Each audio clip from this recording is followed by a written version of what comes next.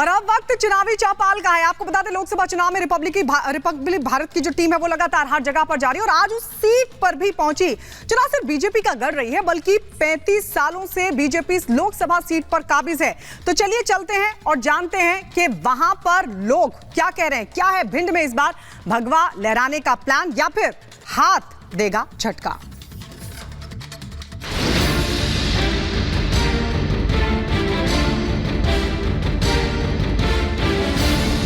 ये काम है कि झूठ का भ्रम फैलाना, ये कांग्रेस की नीति बन गई। कभी रोडों में गड्ढे थे, गड्ढे में रोड थी, पता ही नहीं था किसी को।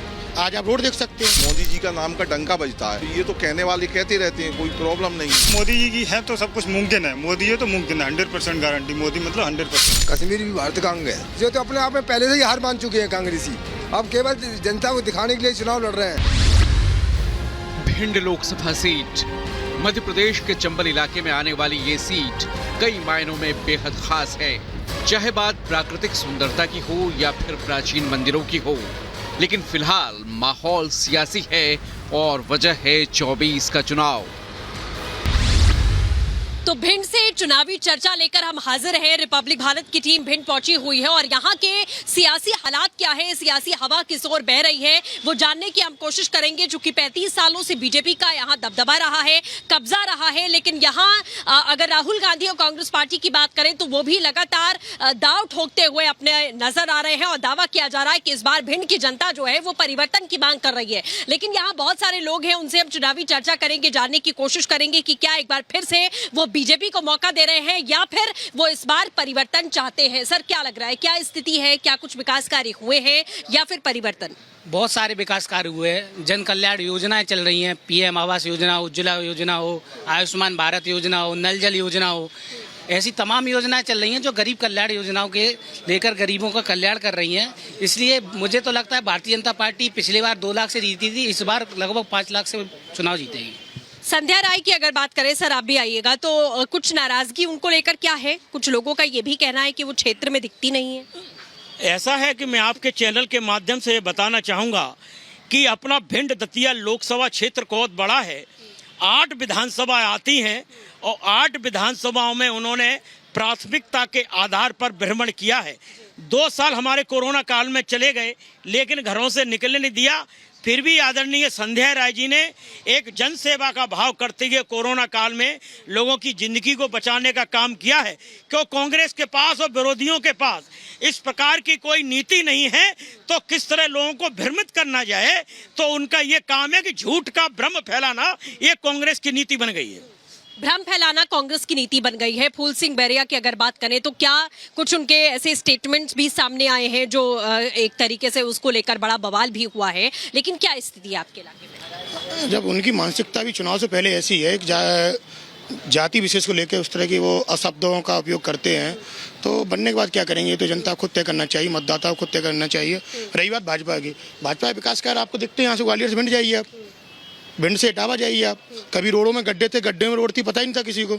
आज आप रोड देख सकते हैं, आप जिला चिकित्सालय की व्यवस्थाएं देख सकते हैं, आज आप आवास योजना देख सकते हैं, उज्ज्वला योजना देख सकते हैं, किसान सम्मान निधि देख सकते हैं, अनेक योजनाएं। अभी मेडिकल जो कॉलेज है उसका भूमि पूजन हुआ, ओवर ब्रिज रेलवे स्टेशन का उसका भूमि पूजन हुआ।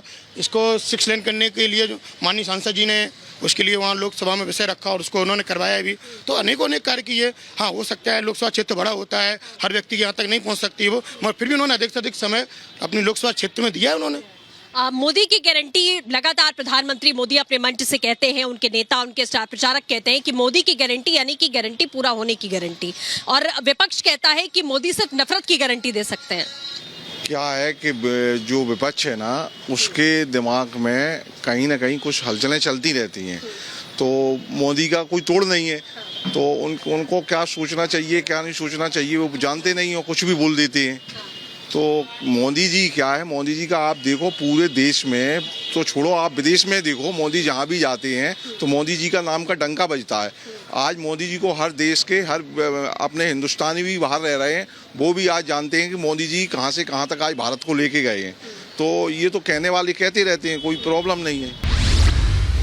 हमारे चौपाल में मौजूद ये लोग पीएम मोदी का नाम देश में ही नहीं बल्कि विदेश में भी रोशन करने का दावा कर रहे हैं। लेकिन वहीं कुछ ऐसे भी लोग मिले जो 24 के इस चुनाव में परिवर्तन की राह देख रहे हैं। आप लोगों को क्या लगता है सर, कौन जीत रहा है? इस बार पिछड़ा दलित और शोषित की तरफ से जीत होगी और अधिक से ज़्यादा इंडिया की जीत होगी। इंडिया गठबंधन की ठीक। तुम जबरा पार्षद क्या लग रहा है कि मतलब इस बार परिवर्तन चाहिए? बिल्कुल परिवर्तन, अवश्य परिवर्तन होगा। हो बर्रैया के साथ पिछड़ा शोषित दलित सब लोग एकदम उसके साथ हैं। लेकिन उन पर आरोप लगता है कि वो जाति के आरोप कभी नहीं। आरोप लगते तो हेमंत कटारे चुनाव नहीं जीतते। आरोप लगते तो 3 ब्राह्मण चुनाव जीते। हो बर्रैया की देन से जीते। हो बर्रैया का वोट है। हो बर्रैया बहुत बड़ा नेता है अनुसूचित जाति और दलित और शोषित लोगों में। सर क्या लग देखो, संध्या राय जी ने तो पर्टिकुलर कुछ नहीं किया क्षेत्र के लिए, ये बात तो फैक्ट है। लेकिन क्या है कि मोदी जी की गारंटी पे सबको यकीन है, इसलिए चुनाव तो वो जीतेंगी। बर्रैया चुनाव हारेंगे बहुत बुरी तरह से, कम 3 से 4 लाख वोटों से चुनाव। मतलब बेसिकली प्रत्याशी पर भरोसा नहीं है, लेकिन मोदी प्रत्याशी पे कोई भरोसा नहीं। प्रत्याशी ने क्षेत्र में कुछ काम ही नहीं किया, कहीं आएगा ही नहीं कि कोई मतलब ऐसा उन्होंने इम्पैक्ट नहीं डाला है जनता के बीच में कि जो संध्या राय जी को वोट दिया जाए। लेकिन हाँ, अब मोदी को जिताना है तो संध्या राय जी को जिताना होगा। मोदी गारंटी पे सबको यकीन है। तो मोदी की गारंटी पर यकीन है या फिर जैसा कुछ लोग कह रहे हैं कि इस बार परिवर्तन आएगा? मोदी की गारंटी पे 100% यकीन है। मोदी ने बोल दिया है, पक्का बोल दिया होगा, 100% होगा। इतनी सारी योजनाएं, अब आयुष्मान योजना को लेके देखो, आज गरीब तबके के लोग कितने खुश हैं उससे। जिनके पास इलाज कराने के लिए 5,000 रुपये नहीं होते थे, वो आज 5 लाख रुपए का इलाज करा पा रहे हैं। तो मोदी जी की है तो सब कुछ मुमकिन है। मोदी है तो मुमकिन है, 100% गारंटी। मोदी मतलब 100%।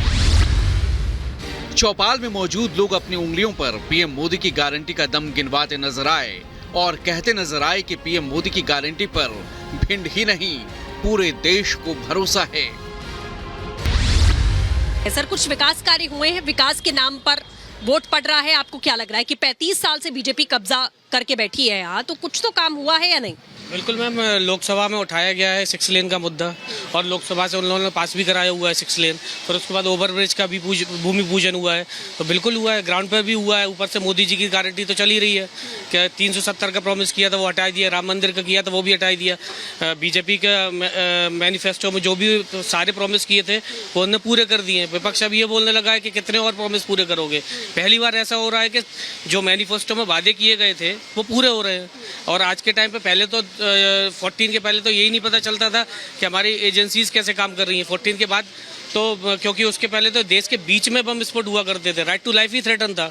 अब प्रेजेंट टाइम में कम से कम दिखाई तो दे रहा है कि हमारी इंटेलिजेंस कैसे काम कर रही है। सारे बॉर्डर के पास ही निपटा दिए जाते हैं, अंदर तक तो आप बता तो खुद देख सकते हो कि कितना बड़ा परिवर्तन है ना। बॉर्डर सिक्योरिटी में हम आज के टाइम पे सबसे अच्छा काम कर रहे हैं, इंटेलिजेंस में अच्छा काम कर रहे हैं। जो भारत की देश की जो छवि बाहर सुधरी है उससे बहुत बड़ा इम्पैक्ट मिला, उससे इन्वेस्टमेंट भी आता है।